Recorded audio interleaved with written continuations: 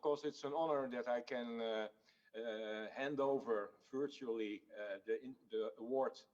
I did that a couple of years ago to the Martini Clinic in Hamburg. Other winners were the Schön Clinic in Germany, the Dane-Farber Cancer Institute, and Oakland Health. And so the fifth one in a row is really in good company. Well, it is not a surprise. I will say who got it, and then I will explain why. The winner is the Intermountain Healthcare, and that was decided by the community of leaders of the value-based healthcare, and not by me. I'm only presenting the results. But I think it's a well-deserved prize. I see already Mark Briesacker online. He will give a presentation soon. I will tell you what the jury said. One, Intermountain Healthcare is a very big organization. In itself, it's not an accomplishment maybe, but it makes it much more difficult, in my experience, to turn around a big organization than a small startup with 20 people. So it's really an accomplishment. 2,400 physicians, 160 locations with clinics, all segments, primary care, specialized hospitals, senior programs. I looked at the websites, I looked at the data, I was really impressed. The second point is that because of that also, they have a very big impact on let's say, the health in the states where they are present, in Utah, Nevada, Idaho. And I read that a news release that a couple of weeks ago that they are going to merge with Sanford Health, which is also a very big one in North, South Dakota, Wisconsin, and Iowa. So, I mean, there are millions of people affected by what Intermountain Health is doing. So that's also a good point. The third one is that they accelerated in a program let's say, a volume-driven healthcare to a value-driven healthcare. And that is, of course, exactly what is value-based healthcare all about. So that's a third one. The fourth, and I have five, so two to go.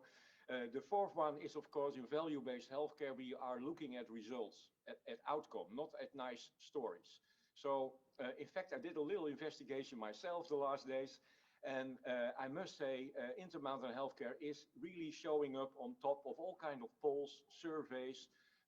Utah government is having they call it, I have to look, the HADIS.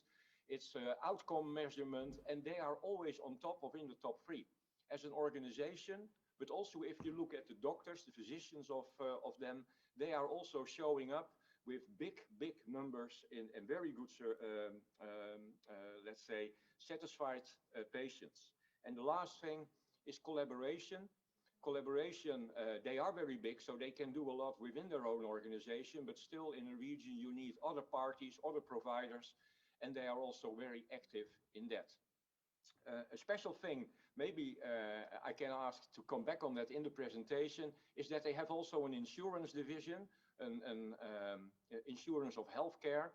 And I was part of a big healthcare insurance company myself, and I wonder if that is also a clue to the success of spreading out value-based healthcare, but I leave that, of course, to the next person to present.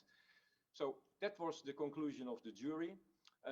I'm virtually, I don't have it here in my room, but I'm virtually handing over the Inspirational Award to Dr. Mark Briesacker, and congratulations. Please take the floor. Thank you, Peter, so much. Just checking on audio. Can you hear me okay? We can hear you perfectly, Mark. Welcome. Great. So, good morning and good afternoon, and boy, I thank you so very much for this award. On behalf of 40,000 caregivers at Intermountain Healthcare, who really every day, they're the ones that make all this possible. We're both proud and humbled to accept the award. I can tell you that just listening to the presentations over the past hour has been also humbling and inspiring to be part of and connected with such a group as all of you who are so committed.